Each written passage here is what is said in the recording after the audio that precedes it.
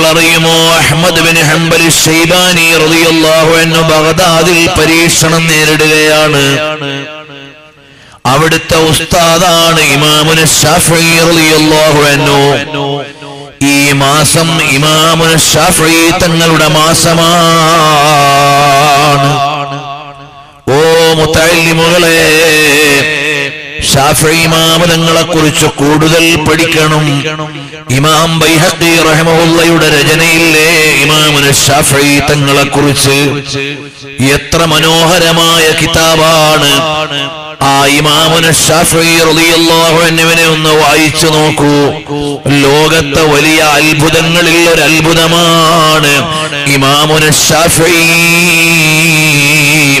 ശാഫിഈ ഇമാം തങ്ങളുടെ കിതാബ് അർ-റിസാല ലോകത്തെ അത്ഭുത ഗ്രന്ഥങ്ങളിൽ ഒരു ഗ്രന്ഥമാണ്.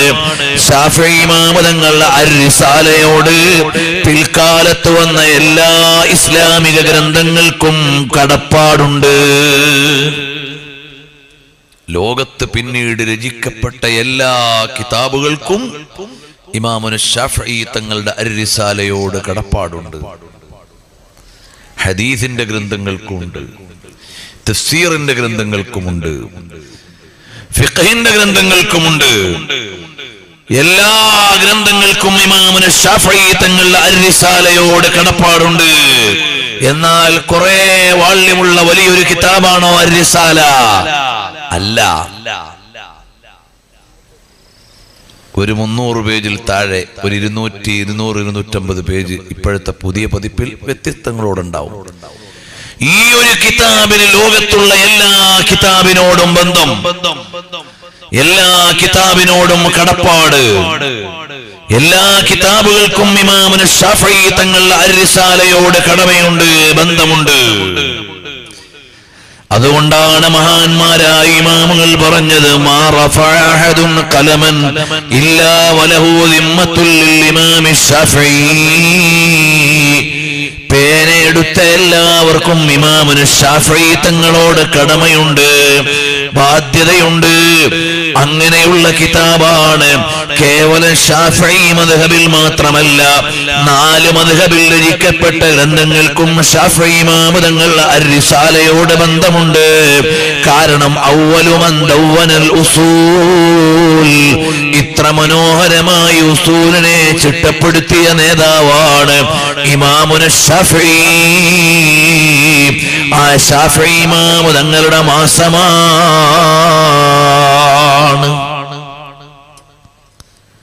അപ്പോൾ ഞാൻ പറഞ്ഞു വരുന്നത്, നബി സല്ലല്ലാഹു അലൈഹി വഅലിഹി വഅസ്ഹാബിഹി വസല്ലം തങ്ങളുടെ ഇടപെടലാണ്.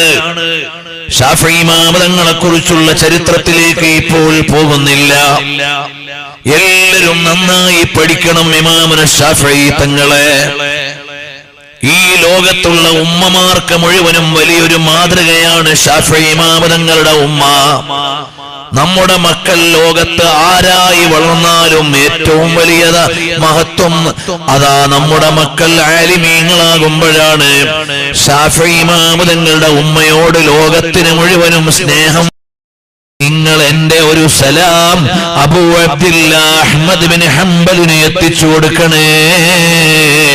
മഹാനവറുകൾ നിലകൊള്ളുന്ന ആശയത്തിൽ നിന്ന് ഒരടിയും പിന്നോട്ട് പോകാതെ ഉറച്ചു നിൽക്കാൻ പറയണേ. ശാഫിഈ ഇമാം തങ്ങളോട് വന്നിട്ട് പറയാം മുത്തുനബി സല്ലല്ലാഹു അലൈഹി വസല്ലം.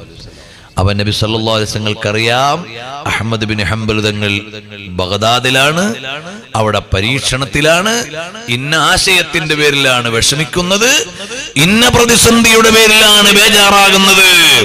ആശ്വസിപ്പിക്കാനുള്ള സന്ദേശം ഈജിപ്തിൽ വിശ്രമിക്കുന്ന ഇമാമുന ശാഫിഈ തങ്ങൾക്ക് അറിയിച്ചു കൊടുക്കുന്നു മുഹമ്മദുർ റസൂലുള്ളാഹ് സല്ലല്ലാഹു അലൈഹി വസല്ലം തങ്ങൾ സന്ദേശം നൽകി.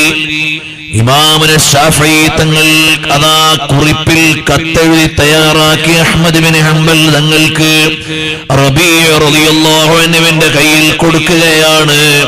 ആ കത്തും കൊണ്ട് പോകുന്നു ഇമാം റബീഅ റളിയല്ലാഹു അൻഹു. ശാഫിഈ ഇമാം തങ്ങളുടെ ശിഷ്യനാണ്. നേരെ ബഗ്ദാദിൽ വരികയാണ്. ഈജിപ്തിൽ നിന്ന് അഹ്മദ് ബിൻ ഹംബൽ തങ്ങൾക്ക് കത്തങ്ങ് കൈമാറിയപ്പോൾ അഹ്മദ് ബിൻ ഹംബൽ തങ്ങൾ ആ കത്തങ്ങ് ചുംബിച്ചിട്ട് ഹബീബായ സല്ലല്ലാഹു അലൈഹി വസല്ലം തങ്ങളുടെ സലാം മടക്കുകയാണ്. ഷാഫി ഇമാം തങ്ങൾ പറഞ്ഞുവിട്ട സലാം മടക്കുകയാണ്. ഞാൻ ഈ സംഭവം ഇപ്പോഴെന്തിനാണ് പറഞ്ഞത്? ഇന്നാ അർസൽനാക ഷാഹിദാ, നബി സല്ലല്ലാഹു അലൈഹി വസല്ലം തങ്ങൾ ഇതിനെല്ലാം സാക്ഷിയാണ്.